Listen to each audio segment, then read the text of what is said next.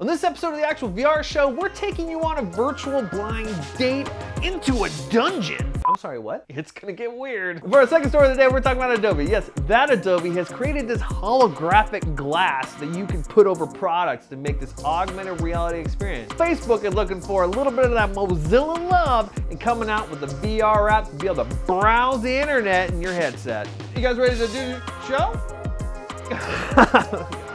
I'm gonna light my hair on fire. Do it.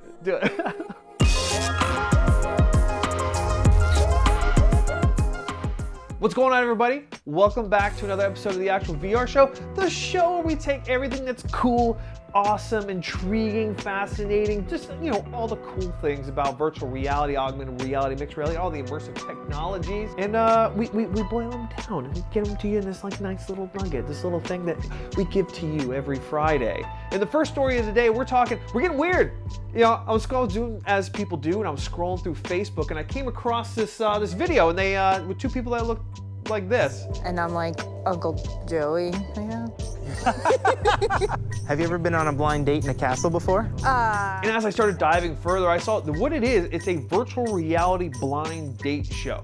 They have a new season out, and episode 2 is when you talk about the cool ways that virtual reality is being used in new and creative ways.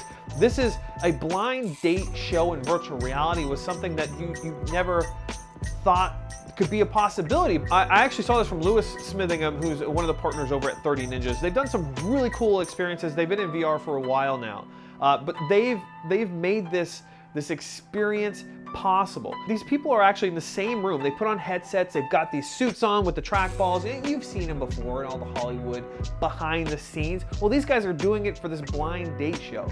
So if you want to have 12 to 15 minutes of some good old-fashioned virtual reality blind date fun, check out Virtually Dating. You can just search for Virtually Dating in Facebook. You can Googleize it and you will find it. The second story of the day, we're talking Adobe's dropping some bombs this week, and they're talking about some really cool technology. Now, if you didn't know already, they already have their hand in the grab bag that is AR right now. They've come up with some really cool tools to be able to develop in AR. Adobe's really just knocking it out of the park, and I will say that a lot of this is due to the fact when Chris Bobotis from Metal, when he came on board and took over as the head of immersive content over at Adobe, they've just been, Chris, you've been doing an amazing job representing the needs and the wants of this industry and creating the tools that allow creators to create.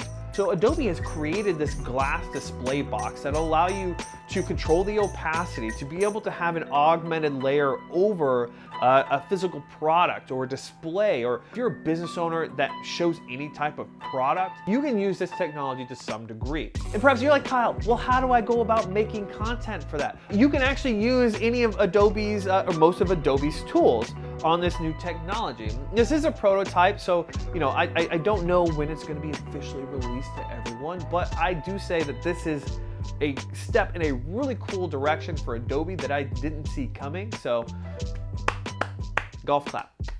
Don't know why I'm clapping. Adobe isn't necessarily getting into the glass manufacturing business. They're not going to be the ones actually creating this glass. But what they have done in creating this prototype is show manufacturers the possibility of using augmented reality, using Adobe's tools to be able to create a new line, a new product within the display field industry. Is there a display industry, like a glass display case industry? That's crazy, man. There's an industry for everything. They can all use immersive tech. That's so cool. Third story of the day, we're going to be talking about Mozilla Firefox. Kyle, why are we talking about a browser and VR show? Well, it's because they've released a new browser app for the Oculus Quest. Now, if you know anything about WebVR, if you don't, that's fine, but it essentially allows you to view certain websites when you're on Firefox in virtual reality. This WebVR tool has existed for a while now, and what they are doing, what Mozilla is doing, is they're bringing this to Quest for you to download as a browser. And they've got some really cool features on there. So when you're in the window, what you can do is you can adjust the size of the window. You can enter 360 video experiences on somebody's website. What Mozilla has done here is they've created a free platform to allow you to create on to be able to tell your story more effectively, better, to better visualize the thing that you were trying to show other people. Assuming you know how to pick up the tools and work the tools and be able to create the experience within WebVR, you now have the ability to showcase that on the Oculus Quest. Leave it there. So I want to know from you, if you were to go on this virtually dating show and you were going on a blind date, what would your avatar look like? Who would you be? Bigger. Thank you guys for coming out today. We'll see you next week. If you enjoyed what we're doing on the show, if you've liked any of these stories that we talked about, give a thumbs up on the video. We love seeing those. And leave a comment. Let me know you're here, because I know you're here. I see you guys. I see you coming back. I see you watching. I see you lurking in the corner. I see you sitting back there, getting the potato chips. Remember, if it's news to you, you've been watching our show long enough. See you next week. Hey, I know you're busy. I know you took time out of your day today to come say hey. You're here to see this face? This face? Why are you here?